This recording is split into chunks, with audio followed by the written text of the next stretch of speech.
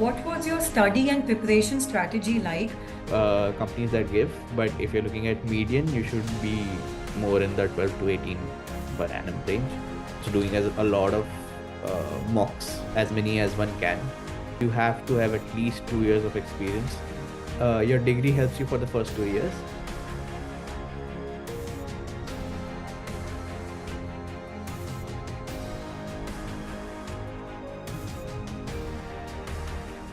Welcome back to No Herd Mentality, a YouTube channel that deep dives into careers to give you great insights through conversations with people who have been there and done that.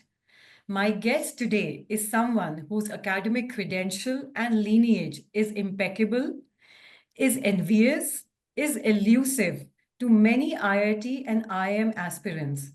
He is someone who has not only done his bachelor's in engineering from IIT Kanpur, but also his master's in quantum computing from IIT Kanpur. His academic accomplishment does not end here. He has even done an MBA from IIM Lucknow. He has worked as a senior associate in Boston Consultancy Group. He's also an advisor on quantum technologies to the Department of Science and Technology, Government of India on National Mission on Quantum Technologies and Applications. He is currently working with B Capital. Please welcome Mr. Anubhav Vardhan. Thank you so much for joining us today, Anubhav. Thank you so much for having me. So, Anubhav, as you would know, approximately 13 to 14 lakh students appeared last year for Hmm. JE mains. And this number is only increasing exponentially year on year. So let me open this conversation by asking you, how difficult was it for you to crack JE back then in the year 2010, 2011, if I'm not wrong? Yes, you're correct. Yeah. I think upfront, I just say like it took me 2 attempts to crack it. I fumbled a bit in my first attempt when I was in 12th standard. Changed my approach in terms of preparation, and that is what helped me crack it. So I think, like you said, given how tough the competition is, uh, having the right approach that works for you is very essential to cracking it. Following someone else's makes it exponentially hard to be able to get the result that you're looking for. All right. So you took a gap year after 12th? Yes, I did. Okay. Can we also delve a little bit into what was your study and preparation strategy like? For Mhm. example, if you can answer questions like, what was your study schedule like? And did you join any coaching institute? Sure. I did not join an institute during my gap year. It was almost completely self-study. I did join a distance learning program, which used to send us modules, just so I had something to summarize every topic by. I used a lot of learnings from my first round to refine my preparation for second. So it was at least 6 hours of study every day. Differs for everyone, I'm sure. And more importantly, the 6 hours were very focused on things which would A, help me answer questions, and B, cover the syllabus. It's an open secret that a lot of places where you look for teach you a lot more than what is required. Um, Even for me, I had books. I was solving books like Irodov and J.D. Lee for my first try attempt, and that was not required. So I wisened up the next time and did a very focused prep, doing 5 6 hours a day, sometimes more, sometimes less, but that was the average, and that is what helped me, I think, because it is a marathon. It's at least 1 year, if not 2 or 3 years, if you start from 11th. So you have to pace yourself, and you have to make sure that wherever you're putting your effort in is going to get you good results. So did you join any coaching institute in the when you were in 12th? Yes, I did. It was a localized coaching center associated with the school that I was a part of. Uh, Still helpful, but I think and just doing some a bit of more self-study also helped me a lot in the second round. So, which resources would you say were the most useful and helpful for you while preparing for JE? Mhm. I would swear by the previous year's question papers because that gives you the best view into what is asked for a certain syllabus group, right?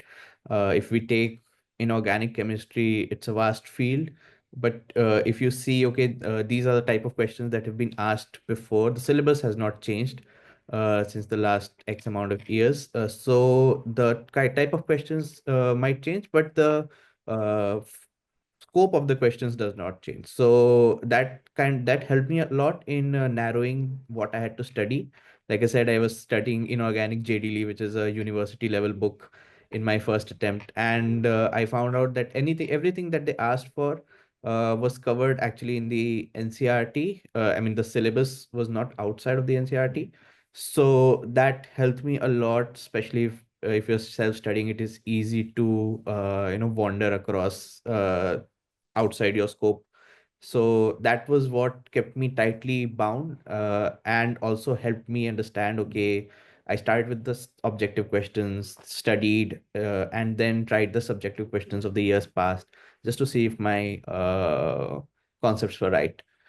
And that, and just I just took one uh, not distance learning, study package from Brilliant Tutorials, I think. And they used to send me modules for every subject as well as some tests. And that was my other reference model, especially for maths, which is not enough just if you look at the NCRT or something. So, would you say that 10 years later, like it's almost been 10 years since Mhm. you appeared for JE, or a little more than 15. that? 15, yeah. So, would you say that the scope is still somewhat the same as you mentioned? Yes, actually it is, because especially because we're talking about science, so not a lot changes in terms of the fundamentals. If you're math, you'll still have calculus, you'll still have probability and statistics. So the basics as well as the basic principles for every what is the word for it, for every topic in every subject, be it's maths, physics, or chemistry, is more or less the same. uh, Chemistry might have some changes, but I don't think the uh, theorems for physics that I used to study have changed, because they are the fundamentals, right? So as a student, one should not, as a student preparing for JE, one should not really go overboard. I mean, for everyone, something works. So I would not prescribe anything. I'll just tell you that my master's was in chemistry, and the equations that I was learning in my organic course in my fifth year, CHM 591, was something which is taught in some places for your entrance exam. So, and we had professors who used to set papers. So they used to say that you are bound by the scope of the syllabus, which is published every year with the prospectus. So there's no way that you'll get a reaction which is not covered in that. And especially for physics and chemistry, it's almost always in the NCRT. Maths is a very wide subject, so you have to branch out. But places like organic and inorganic chemistry, which is area where you can easily just drift off the path, that is where I think people should be very tightly bound with the scope that they are subjected to. Thank you. That's a very important insight. And if you can also give students and parents some insight into your exam strategy, like, how did you practice and revise before the exams? How did you manage your time during the exam? And most of all, how do you handle that mental pressure? That is a tough one, right? Uh, I just have two thoughts here. The first is to give as many uh, mock exams before the main one, and not worry about the results so much. It's not testing where you are, but it's more about prepping you for giving an exam, because two papers of 3 hours or even one paper of 3 hour, depending on which stage you're at, is can be exhausting mentally if you're not ready for it. And on the D day, that there's an additional pressure. So the more comfortable you are with working through that 3 hour window with that X amount of questions, of course, depending on where you pick your sample tests from, it's always uh, easier or harder, mostly harder than what the main paper itself would be. So one can just use the previous year's papers. That is what I did, or just any mock paper. I know it's hard to just give a paper and not worry about, oh, I did not get this answer. But most test papers are geared towards their own study curriculum. So uh, give as many mock tests as you can, because then you know how to finish in 3 hours, or how to best maximize. Even if you're getting 30 marks in that test, how to best get 32 instead of 30. Maybe you can, and then you should go back and see what I could have done better. And during the exam, the best thing that one can do is uh, give up on questions which are taking time. I'm not saying give up completely, but always be ready to skip questions. We have a tendency to solve all questions linearly. So if you start getting stuck, should always skip, even if you know you can get there. Just park it for later, and don't miss a question that you would have definitely gotten in pursuit of something you would get eventually. This is true just for all exams, actually. It happened to me in my uh, CAT exams. I spent a lot of time in data. We'll come to CAT. Question. Yeah, drifting myself. So, any common mistakes that students make while preparing for JE? Uh, Anything that they could learn from you which can help them avoid similar pitfalls? the one pitfall that I had completely was studying outside your scope. Mm. Especially, I keep like it's organic and inorganic, because it's very vast, and there's a lot of material out there. So please, if there's one thing you can do, because a lot of people, for them, inorganic is also a lot of mugging. So even not a large population segment of the examinees would be interested in that. So please be as specific as possible. If you don't like it at all, just understand everything that is in the NCRT. Do the previous year's question. Don't do university level problems, which are not based on reactions, which are covered in your syllabus, because even the reaction names are pretty much defined in the syllabus. So that is the best way to save your time, so that you can focus on things, let's say calculus or PNC, which is very open-ended.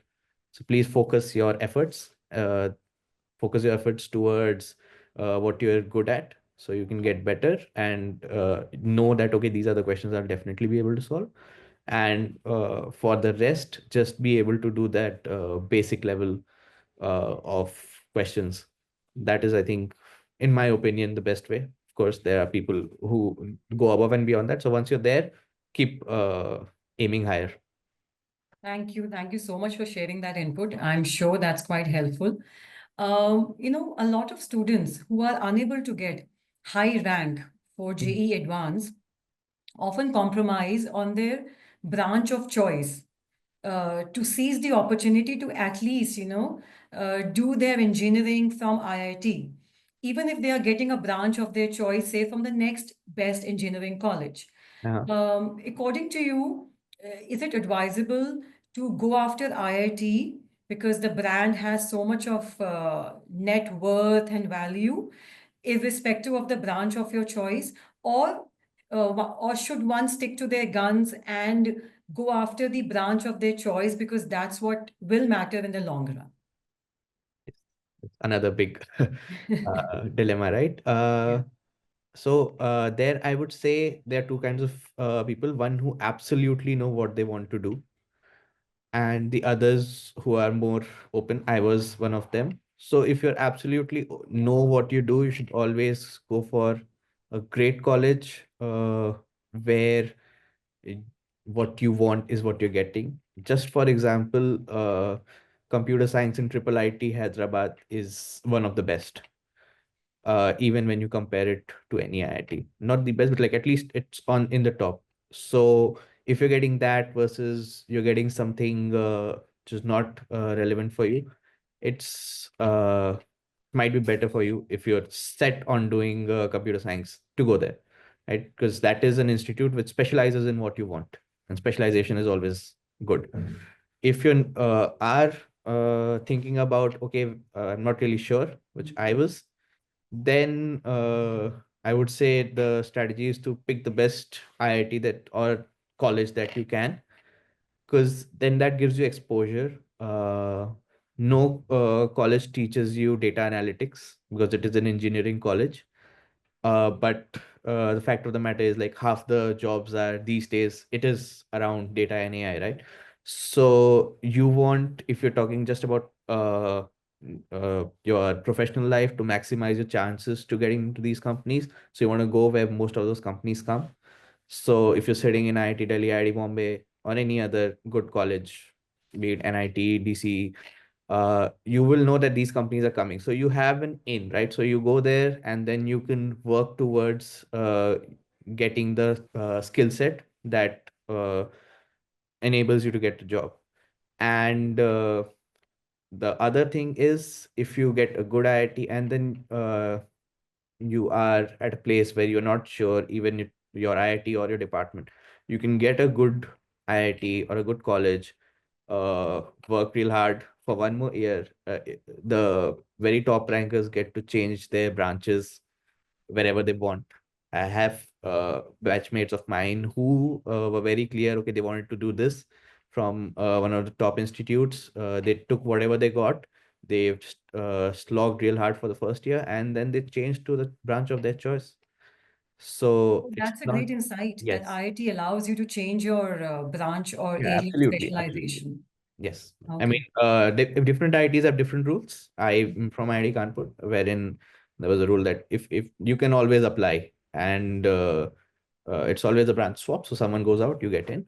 Uh, so there is always an option, A, of getting to the branch that you want in the college of your choice, or B, getting the job that you want from the college of your choice, or C, getting the best specialized place where you can learn the specialized thing that you're after. So whichever of the three categories someone falls into, that this might be a good way or practical way of how it is done.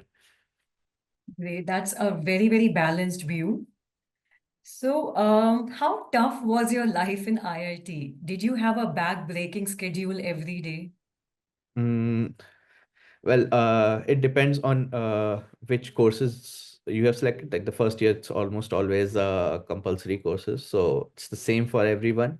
But it's a change in pace from studying to going there, studying plus there are 100 different activities and clubs you can do. Science and technology clubs, you can do coding clubs, you can do dramatics, dance. Every club that you imagine is there. So balancing between extracurriculars and curriculars kind might get to some people. So the easy analogy is, you have two legs, you can only put them on two places. Don't try to get to a third place, because you will not be able to. And So, is it mandatory to join a club? no, it is not. This is just for everyone else. Uh, whoever wants to, whatever excites you, whatever interests you. The first year, people try out a couple of things which interest them, and then slowly they just tunnel towards one that excites them the most, be it aero modeling, robotics, SAE, which is formula racing at the university level, or be it coding or dramatics or anything. So balancing that with your academics is one of the things that people have to look out for, because in the end of the day, grades matter. Okay, that's so, I mean, that's a very candid answer. But so when would your day start in the morning at IIT and when would it end? So typically ranges from starting at 8 a.m. to ending at 4 a.m. Wow. Uh, but again, like in from second year onwards, you can pick your classes depending on what suits you between the timings and the courses that you want. And then you have extracurricular activities, and then just go off and do something on your own. So, and then you make a lot of friends. So there's always that. So it's like, but you'll never feel that it's too much so long as you're having fun. So just make sure not to let a cat slip too much that during the exam times you get undue stress. I think that is the only thing to be careful of. Yeah, Everything takes care of that's itself. very, very imperative input. Yeah.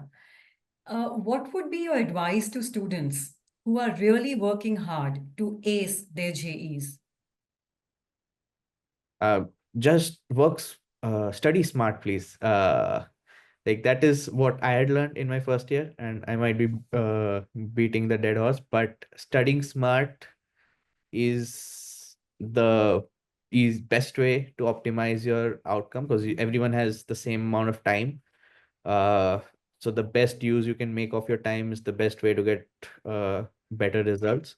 Of course, for everyone, the best way is a different. Some people do a lot of questions, do a lot of problem solving, so that any problem that comes in, it's just similar to what they are. So some people just understand like the very fundamental principles and solve for that. Some do a mixture, right? Okay, I understand this subject a lot, so I can do any question based on this. I do not really understand that well. This I'll just practice a lot. So don't go by other people, what works for other people. uh, See what works for you in every subject and try to maximize your time, because the time is that is the only limiting factor you have. So just work smart. Great. Now let's move this conversation towards your postgrad, Mm-hmm. which you did in quantum computing, again from IIT Kanpur. So, was the selection process different for you, or did you appear for GATE, which is a graduate aptitude test in engineering as well, or was it different for you because you were already an undergrad there? Yes, it is different for undergrads. You can apply for a postgrad. I am talking about IIT Kanpur here. Every institute has their own rules. Every IIT follow their own rules and Yes, protocol? so every IIT is an independent institution. So it can be that some IITs don't even offer you that option. Some IITs are open to converting dual to everyone. So and these rules change along across time, but the rule of the thumb is in your third year you can apply for a master's in your own undergrad field, in a different field, or a double major in another field. Selection then depends on the number of applicants and the number of seats decided by every department themselves. So the ones who are already there, they don't have to give an exam.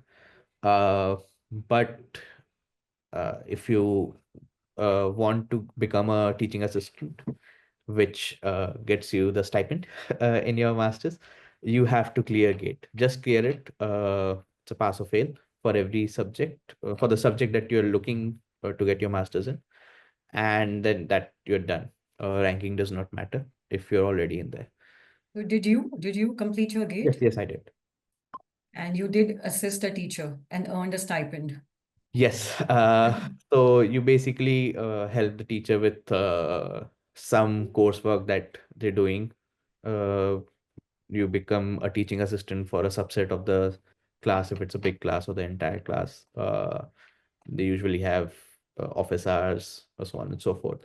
Basically whatever the professor wants you to help out with, and then you of course work in the lab as well, and you get a good stipend. I mean, it's good for a student. But yeah, you just have to clear gate. You don't have to rank or anything. Oh. And for our audience, can you please demystify quantum computing, which was your area of specialization in postgrad at IIT Kanpur? Absolutely. So quantum computing is a different way of processing data as compared to today.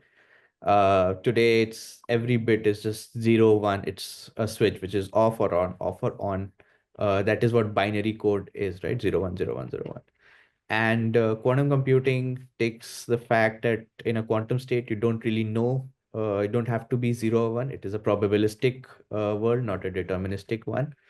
So unless you actually measure something, it can be anything between 0 or 1. The easiest way we found of explaining it is imagine you're Harry Potter in the fourth movie. If you are a classical computing system, you have to run through the hedge. So whenever there is a turn, you have to follow the turns, right? If you are a quantum computer, you just fly over the hedge with your broomstick. So it's easier to find the way out, right? Than when you're inside it. So for very specific problems where classical systems have to do a lot of running in the maze, quantum systems can actually run over the maze, so they get there faster. So for again, very specific problems, it's so much faster that classical computers are not even able to solve the problem. Uh, for example, simulating anything in biology or in chemistry, material science, big data problems. There's a problem which is called the traveling salesman problem. Like too many parameters that can change. So it's hard for a system to have enough post-processing power to uh, see all the changes and then decide which is the most optimum. And the more the parameters, the harder it goes, 2 to the power n, where n is the number of parameters. But for quantum system, it is n.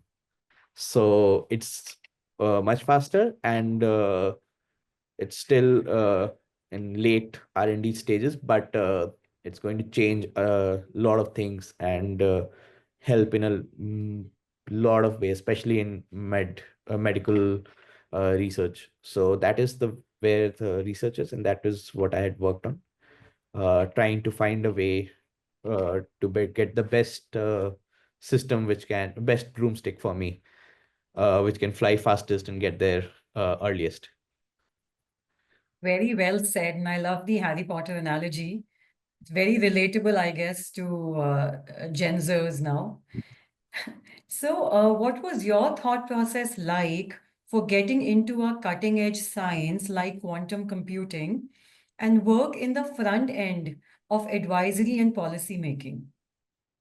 That is one of the best things to be studying at IIT or leading college. Is that I was just curious in my first year, and there was just one professor at that time who was working on quantum computing. So in my second year, I approached him. I just said, Professor, I'm interested in this. Can I come and learn?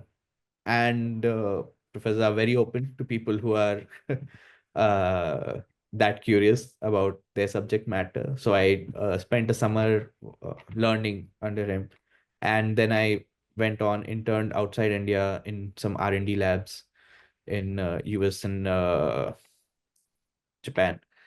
And it was just something that captured my attention, which was not per se my undergrad, like even close to what I was studying in my undergrad, but that was the benefit of studying in my IIT, that I could just follow what I wanted, and there was enough help and assistance, A, in getting someone who was actually doing the research, and B, then leveraging that work and the brand name into getting research internships outside.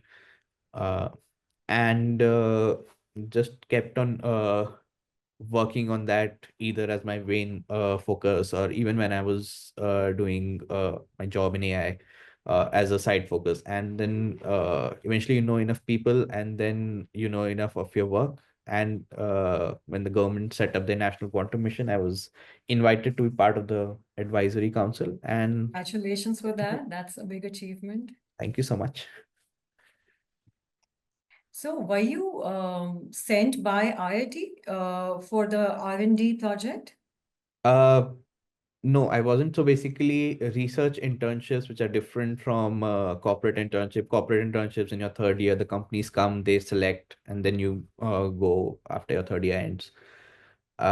Research internships, there are certain internships which are between universities, so you can apply directly, and then you find the professors that across the world which you want to work, the areas they're working in, and you just basically cold email them. That's the uh, hacking way of doing it. And you keep, like, you reach out to enough people, and some of them, quite a lot of them, do not respond. A lot of them respond.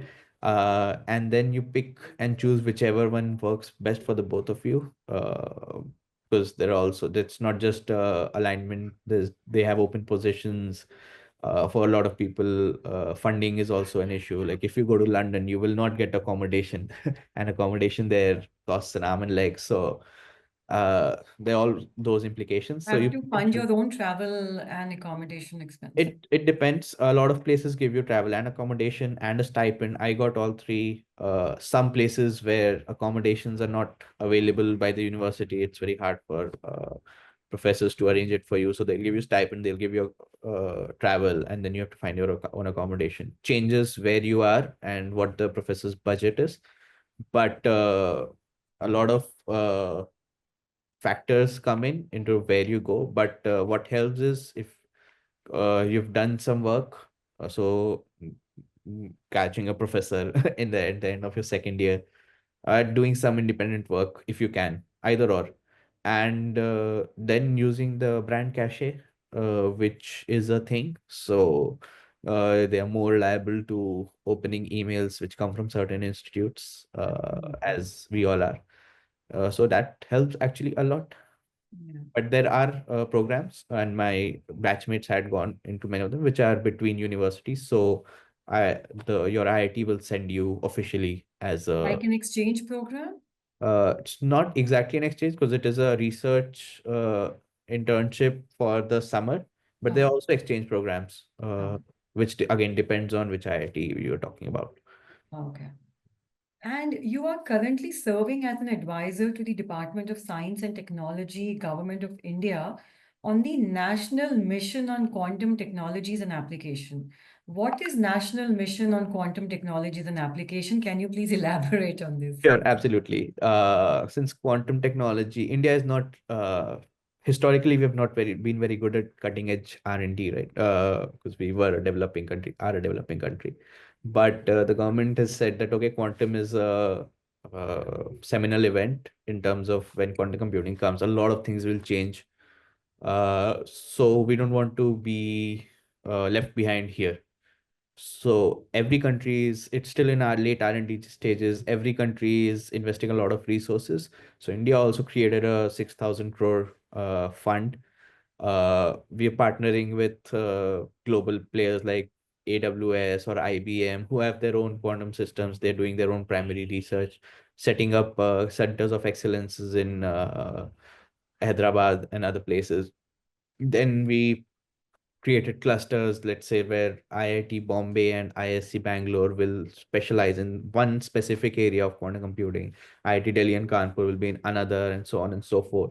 So we have Center of Innovations for from the private sector. We have research specializations for the all the research labs that India has, as well as the all the good colleges. And the third step is now getting people into the startup entrepreneurial environment, because there's a lot of action happening in how, like, the quantum computer is a computer, right? How do you use it? That is algorithms. So how do you create algorithms which are useful in the Indian context? So these three steps are the three pillars of the government's vision, and that is what we are helping them with. Okay, said who should we partner with? How do we get people excited about it? How do we make sure that there is enough primary research being done in India so that we don't fall behind other countries? And that is where it is going, and it is been going for the last 2 3 years officially now, and we are well set for the next 5 years as well in terms of getting a lot of environment in the ecosystem up and thriving so that we are at par with someone, say a US or a China, or in Wow, terms Canada. that's a fantastic news. But you worked as a business system analyst with Axis Bank for an year after masters in quantum computing at IIT. So, I mean, really curious to know that what kind of a corporate job or a role were you hired for? Or what kind of the roles one can look out for after studying quantum computing? Unfortunately, it was not related to quantum computing. Okay, Back in 2015, quantum computing in India was not very I'm sure. evolved. And I was not sure if I wanted to go do a PhD. So I uh, actually sat for my final placements. And Axis had just started their AI innovation hub. So that is where I joined. The side work that I was doing, but that was AI. So I was there with Axis for a year, bringing artificial intelligence to all the backend systems, just to reduce manual intervention and increase efficiency and reduce turnaround times from like 5 days to 10 minutes. That was the thing we worked on. We partnered a lot with AI startups in India and implemented a lot of new solutions, which were kind of first in the country, at least that time. And that is what I did for a year. I was still doing quantum computing, but that was some with an open source company which I had worked on with during my research days. So that was going on the side, and this was paying the bills. So, But what is the acceptability of quantum computing now? I think it's been a decade. Because, yes, yes, yeah. it's been. So when you did your postgrad in It's a quantum lot more computing, yeah. because now there are a lot of quantum roles, especially in India. Be it BMW is a very big investor in quantum computing. You have the AWS because they have their own center of excellence in Hyderabad. You have NVIDIA, you have Google, you have Microsoft. So every company now has quantum computing roles for research and collaboration, both. So at the innovation end and at the business end across India. So I think, and the pool of people who are specialized in quantum computing is still pretty small. So there's a very nice window, and this demand is just growing. So as long as supply is not able to keep up, the value proposition keeps growing up and up and up for people who are actually interested in quantum computing and specializing in that. So why is supply lesser than demand? Was IIT Kanpur one of the few institutes providing quantum computing specialization at that time? And what is the status of providing this specialization now by IITs and other engineering colleges? Yes, actually, that time there were only a few professors in India who were doing quantum computing research. Now it has gotten a lot better, especially like I said, we since we're collaborating with these institutes as well to make them specialize in certain things. So now there will be a lot of avenues depending on which IIT. And even if you don't want to do that specialization, you can do other specializations. You don't have to be uh, fenced in by what has been assigned to them. It is just a directive or the guideline. And so now I think that is what we've been trying for the last 2 years. But I think in the next 5 years, the pool itself is going to expand. I mean, we have provided the opportunity for the pool to expand. And given that the post-graduation side is kind of already set in terms of both research and corporate jobs. So I think that will create the pull. So if there's someone who is now interested in doing quantum computing, there is enough places where you can specialize in the area that you want, and B, enough places post specialization where you can implement what you've learned. Great. So yeah, we're there now. That's great. That's great. So, now this might be a bit of an uncomfortable question. I don't know. But if you can, for our audience who are parents and students of grade 9 to 12 and also in postgrad, uh, what should be or what is a starting package like or one can expect for after doing their undergrad from IIT? Um, I mean, a I ballpark can give a figure. ballpark. I mean, Yeah. if that ballpark is out of the ballpark, please don't sue me. But uh, anyone who says that, oh, he has gone to IIT, he learned 30 lakh, 50 lakh, 1 CR is just like putting undue pressure. Don't listen to them, please. Anyone who's listening. I mean, there are, of course, companies that give, but if you're looking at median, you should be more in the 12 to 18 per annum range. Uh, Mostly the coding and the data analytics companies, they have a higher starting median. The more core you go, let's say in civil, the lesser it gets. But of course, since it is core, the specialization pool is also smaller, so the growth is good. But yeah, if you are from an IIT, like if you're talking about a typical guy like me, who went to do chemical engineering or something, and then wanted to just get a AI or a financial services or a data analytics job, I think like 12 to 18 is a reasonable place to expect your starting remuneration. If not No, more, maybe it's more now. So no, thank you so much for being so honest and and setting the realistic expectations because you have really dispelled the myths around the packages that are kind of floating in the yes. minds of these Gen Zers. One more thing then that the package is not your payment. CTC has a lot of components, many of which might not be of use to you, like loan repayments or something. So don't get very tunnel vision with what the CTA is, because in hand is a different story for some companies. Yeah. And what kind of companies, come for placements to campus like IIT? Uh, so there is, think, two segments. One is called core and non-core. Core means if you're a mechanical guy company, which is like ITC or HUL, which is coming for an operational role. If you're a computer science guy, something like Google or Apple, which is coming for a coding role. If you are chemical, then again ITC is there for you. If you are aeronautical, then sometimes HAL comes in, DRDO comes in. So those are what we call core companies, which are directly related to the specialization fields. And then there are non-core companies, which will be something like let's say a consulting like BCG or uh, Oracle, which with not coding but their data analytics section, or even financial institutions. Like I went to Axis Bank. So that is what we call core and non-core. So every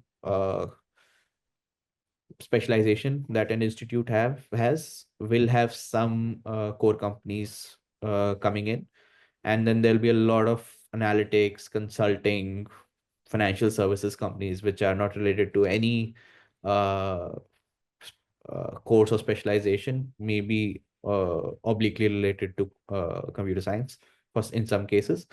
That comes in just for the talent pool. Okay, these are the people, we'll teach them. And that is where, in case someone is interested in, let's say, coding and or in financial services, you can take a few courses which are optional, and then you can learn yourself, you can do some practice, and that is what makes you stand out, that and your uh, grades, of course. Yes. In India, majority of students, even now, after completing their engineering or sciences, transition to business by Mm. acquiring an MBA. What was your motive behind doing an MBA from IIM Lucknow, even though you already had done your postgrad in quantum computing? For me, it was just to understand how businesses work. In terms of I'd seen, okay, this is the research side of quantum computing, and I had decided I wanted to go into the implementation side. Like, okay, this is what a quantum computer is. How do we actually use it? How do we get people to use it? How do we make money out of it? Something like that. So that was my primary reason of then doing an MBA, understanding, okay, this is how the world works in terms of how do you get a business or an idea from research to the real world. uh, at least that was the thought process that I had. And it also helps a lot of people who uh, start in, let's say, a data oriented role to if you want to transition into a business development role, or grow into a business or a leadership position role. So kind of builds on what you have, your technical expertise, and it teaches you how to use it in a commercial or a business sense. So just building up on what you have from your undergrad degree. That is actually at least what I had thought about and my main motive. So would you say that your career prospects expand after doing MBA? Yeah, they surely do. So unless you are someone who is very set on, let's say you entered financial services after your undergrad, you're doing quantitative algorithms or something of that sort, you don't need an MBA, because that you can just keep growing there. And that is if that is what your interests are, or if you want like coding and that is you want to create new products. For some people, if you are in a data analytics job or in a business admin job or something like that, or even a core job, let's say you're an operations person, uh, and you want to branch out, because the more you're in your job, the more you specialize. So if you want to again branch out, doing an MBA helps you with that. Or if you want to branch away from doing your data or core or ops job, not that you can't do operations jobs after MBA, that like operations is a big specialization in MBA. But for people who are looking for a career jump or a career switch, MBA opens up everything back for you, kind of like what your undergrad does for you. You go in, you're in again mechanical engineering, but when you sit for placements, you sit for every financial services, every data analytics, and everything, right? MBA does that same again for you, right? Because you were an operations guy, and now you can study everything, specialize in something new, and then do it all over again. And of course, the median money is much better. Yeah, and that's very important for anyone. Yes, let's be honest. Yes. 99% of the people do MBA, including me, for the Yeah, increased absolutely. remuneration. Correct. So, how easy was it for you to build the cat? How did you prepare for it? Uh, the cat is it has your quant area, both in quantitative and data, and it has that English area. Hmm. So typically for engineers, the quantitative part is much easier, because it is again problem solving on a is not easier but a different but similar level than what you do when you're prepping for your engineering entrance exam in the math section. And the second part is where uh, it is a lot of more of a resource, not resource, but prep intensive part, which is the English section. So quants is easier. Like I'm just saying it as a ballpark. Quants is easier for engineers. English is comparatively more challenging. So that is where a lot of people focus on. But overall, I think the most important thing again in CAT is being ready. It's doing as a lot of mocks, as many as one can, because these all sections are time bound. You get, let's say, 30-45 minutes for each. So you should be understanding of what question I should do or not, because in CAT it is not about marks, it is about percentile, so where you rank. So the more questions you do compared to some other people, the higher your rank is, right? Correct. So you have to be very uh, careful with how you spend your time, and the more you practice, the easier it is, I guess.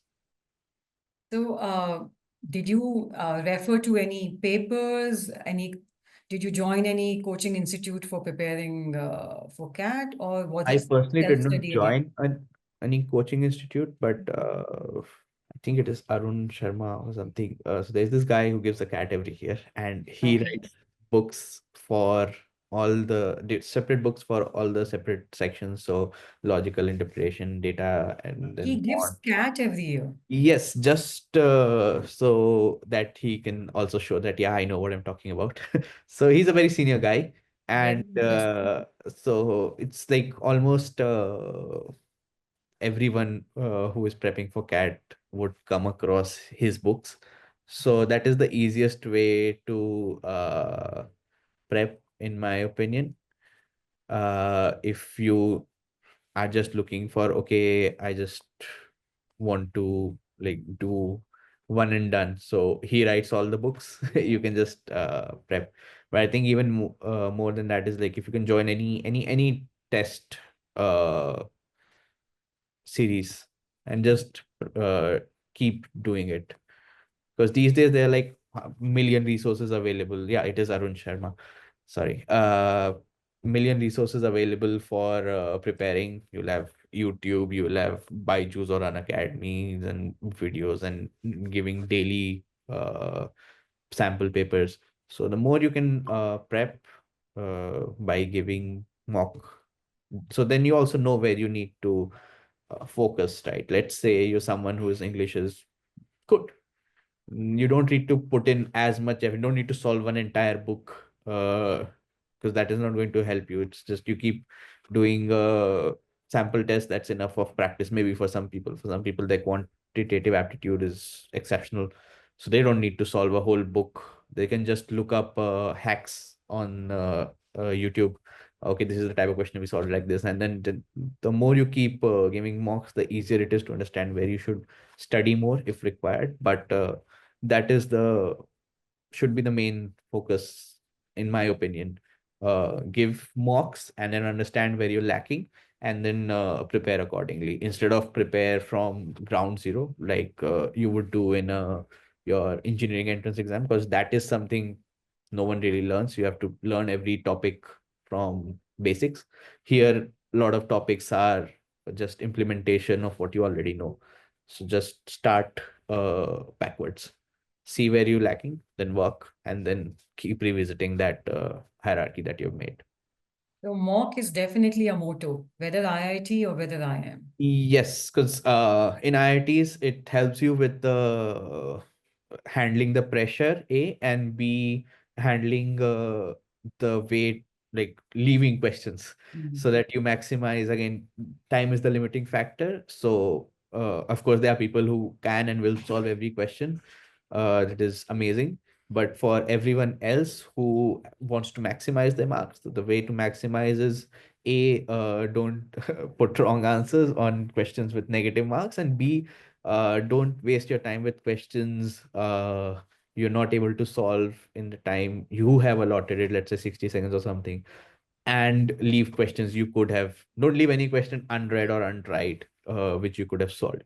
So it's there, and in CAT it is similar, that the more mocks you give, the because you don't need to learn English from ground up, right? For CAT, you just need to understand, okay, this is the type of questions that come in CAT, and this is the type of questions that I do good with. This is the type of questions I'm not good with. So you just practice more. Again, you don't go and learn English. You just practice more till you understand, okay, this is what they're asking when this is the type of question, and then you start using. It's common aptitude. Can't really learn. You just practice. Yeah, as the old proverb goes, practice makes you perfect. Absolutely, yes. Yeah. So, We are living in an era where students going for higher education abroad have Mhm. outnumbered students who are applying in India for higher education. So, did you ever contemplate pursuing your MBA from an Ivy League college? Because your academic credential would have made for a very appealing profile in any Ivy League college. Uh, So, yes, I did. Uh, it's a very typical career path for undergrads who join a consulting to do 2 years in consulting, a couple of years in some investment, any kind of investment, and then go to an Ivy League. A lot of people from my college, including my seniors and my batchmates, have taken that path. The only thing is to realize is if you are a looking to specifically do an MBA from an Ivy League, you Top need eight. to, yeah, yes. You need any good college in the US, you have to have at least 2 years of experience because before that you can't even apply unless very special circumstances. You were an entrepreneur when you were in college or something. So there is the timing factor then, and 2 years is the minimum. Mostly people do at least 3 to 4 years. The average uh, experience for a Harvard cohort is typically over 5 years. So there is that versus in India, the average experience would be 1 point something years. There are a lot of freshers. There are a lot of people who have Correct. 1 year or so of experience. So that those two blocks form the majority. So there is a difference in when you want to switch. So you have to think that before you start applying. And the second is where you eventually want to work, in my opinion, because if you're in India, if you're working in India or thereabouts, the brand cachet, which is why most people prefer certain IIMs, is amazing. So you don't need to spend like 6x the money and then come back and earn in INR or something. So there's also the thing of what do you want to do post your MBA. You go there, you do your MBA, get a good job there, or do entrepreneurship in the US, where the returns would be commensurate to the fees that you have paid. That is also a very big uh, factor in terms of deciding. So it's timing and location post graduation. For me, I just wanted to understand how business works. So, uh, and I wanted to do something in India or thereabouts. So, this really fell very nicely into the bucket of going for an IIM instead of an Ivy League, because then I would have spent more years doing stuff which would not have translated directly into what I want to do in quantum computing. Maybe, maybe not. That is the call that I took. So if you want to work in India, you want to work in Singapore, you want to work in Middle East or something, uh, you can just do your MBA here. That is so what I believe. If you want to get more experience first and then apply for, of course, Ivy Leagues are Ivy Leagues, right? So they open more doors globally. You want to go, even if you want to go to INSEAD in Europe or HEC in Paris, you have to have more experience. So that is a call that you have to take when you start thinking about you want to do an MBA or not. I had to at least work for two Yeah. years. So, Mhm. but after 1 year, I was like, okay, I want to learn this as well. So the earlier I learn it in my career, the better it is because I know where I want to end up in.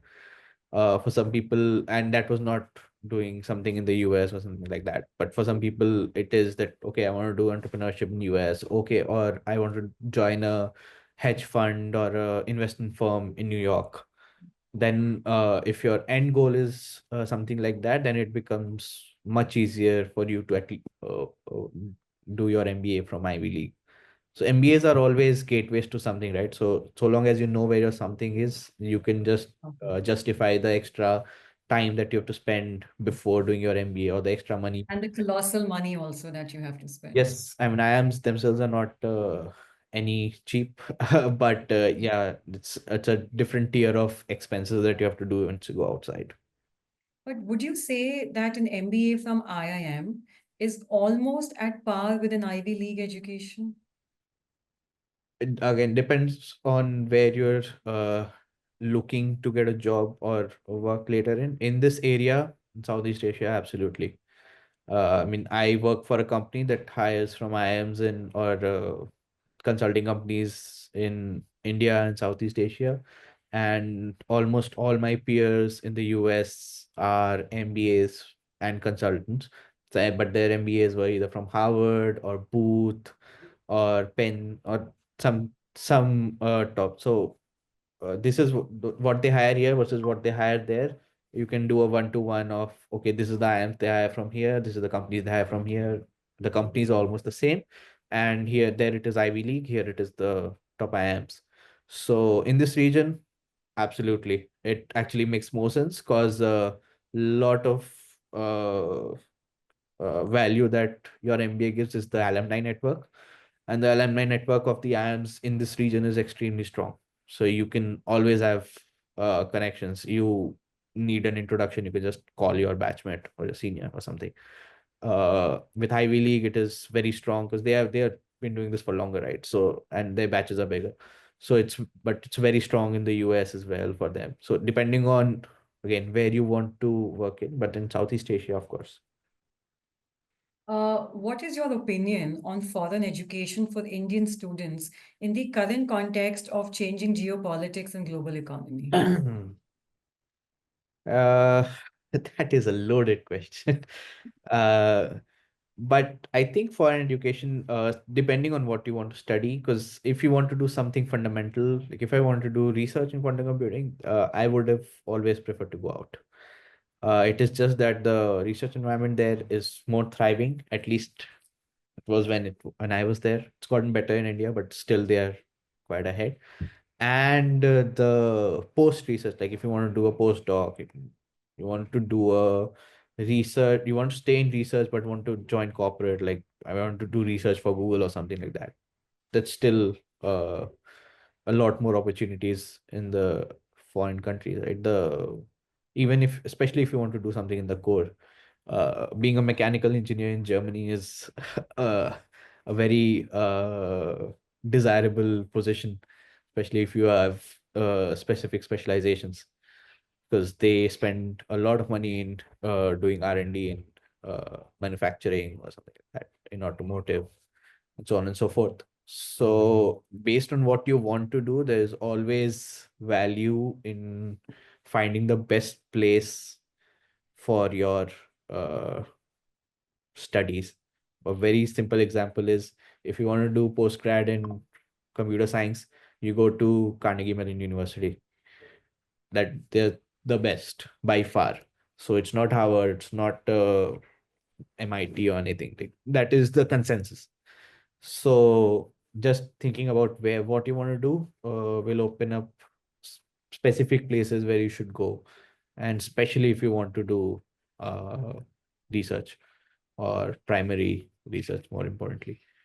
Uh, Otherwise, you can always come back, right? Study and come back. But And parents always think from the perspective of return on investment. If they are sending their child abroad to study, Mhm. and No, in a PhD, you always get money. So in the US, so you don't have that problem that you have to fund your expenses. You just have to go there. That is one of the best reasons. If you go to the UK, then there's that problem. You have to actually apply for fellowships, not a given.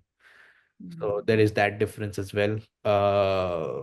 Again, this is more for research, but even for jobs, let's say you want to get a very high paying job in AI, uh, the more closer you are to the jobs, the better it is, right? So it's easier if you to go out, do a master's from, let's say, Stanford, and then join some company in Silicon Valley than doing masters in India and then applying for that same company in Silicon Valley. Of course, understood. you can get an equivalent job in India, but pay scales differ, right? Uh, Unless you want to do entrepreneurship, then you don't need to go anywhere. You can study in India, you can get your skill set developed in the market where you're actually going to work, and then just have a go at it. it's actually easier because then you have a network of people who study in the same place, who are working at places where you want to sell or partner in. So it's actually more easier. Understood. You currently work for B Capital. Yes, I do. So, your job is totally towards the business side, or are you still in touch with your cutting edge quantum computing science in B Capital? Uh, so in B Capital, is more of an extension of my job at BCG. We basically help all our companies in achieving their uh, highest potential, because the better their growth, the better it is for us. Interests are aligned. That is my primary job. Of one of our portfolio companies is actually a quantum computing company based out of the US. So wherever my specialization helps, we pull it. But most of my quantum computing work is still done with the government of India, because again the commercial aspect of quantum will still take a couple, not a couple of years, 4 5 years before it becomes completely viable, right? Still working, juggling both at once, getting as much experience in helping businesses and expanding businesses while also helping in setting up an environment for quantum computing. So getting as many skills as possible which are useful, which I And think would be useful. that's really commendable. And one last question before we end this podcast. Um, you are a person, you are a kind of a person who possess best of the degrees and also a cutting edge skill required to do a job. What do you have to say when, people now these days are saying that the job market is moving more towards the skill-based jobs rather than, degree-based jobs? So what do you have to say that? Is that transition taking place wherein skills are now more important than just mere degrees? Uh, I kind of, yes. I will quote my old teacher who used to teach us physics. He used to say that your degree helps you for the first 2 years, then you are on your own and with your skills.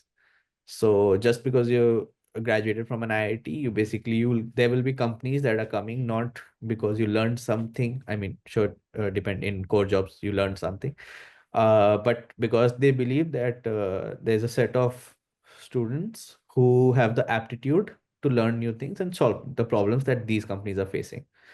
And the skills you will develop, they will train you, you'll develop on the job, and so on and so forth. So that is what a degree does for you. And eventually, the degree will become secondary. Uh, like once people graduate, they see you start with the CV section of your academics keeps shrinking and shrinking and shrinking till it becomes one line, and the stuff you've worked on keeps increasing. Uh, and yes, these days, because so many of the jobs today or the specialization today is towards generative AI or something like, which was not even there when today's graduates were studying, right? There are still no courses because it is an evolving field. So the more skills you have, the better. Even in campus, uh, there are people who were from material science, did material science the whole 4 years, but were doing some they nurturing their interest in coding, ended up with a coding job because they had the skills. And of course, there is the company mindset that okay, these people can understand or learn or catch up more easily. But yeah, it is always skill. The degree gives you let's say an opening. People will open your CV, people will open your email, people will come to your campus, people will maybe be more receptive when you reach out to them with whatever means for the first few years, and then it becomes skill, because then people reach out to you for your skills. Okay, you're an expert in this, or you've done this or that. Why don't you help us out? So degree will help you for the 2 years, and of course it gets you the network, which is good. But even your network will value for your skills, right? Yeah, it is therefore so imperative to keep upgrading your skills and be a lifelong learner, I guess, these days. Absolutely. You don't have to do AI. You have to, you can just every field. that is not dead Mm. still has a requirement for people who know what they're doing. Doesn't matter which field you're in. So long as you are an expert in whatever is the latest in your field, you will always be in demand. Thank you so much, Anubhav, for making yourself available for this podcast. You have given some really valuable inputs and insights. We greatly appreciate your time and expertise. I'm sure this podcast will be like a guiding light for many students by steering them in the right direction and helping them make some very informed career choices and prepare well for their JEs or CATs, whatever they are preparing for. Thank you so much for having me. I just hope I could be of some help with anyone who's listening. You were of an extreme help and not just help. I mean, really, really thank you so much for taking out time from your busy schedule and volunteering your time for this podcast. We really are thankful to you for this. My pleasure. My pleasure. You are listening to No Herd Mentality Conversations. Please subscribe to our channel for more such in-depth conversations. I'm Ruchika, signing off on behalf of No Herd Mentality. Thank you.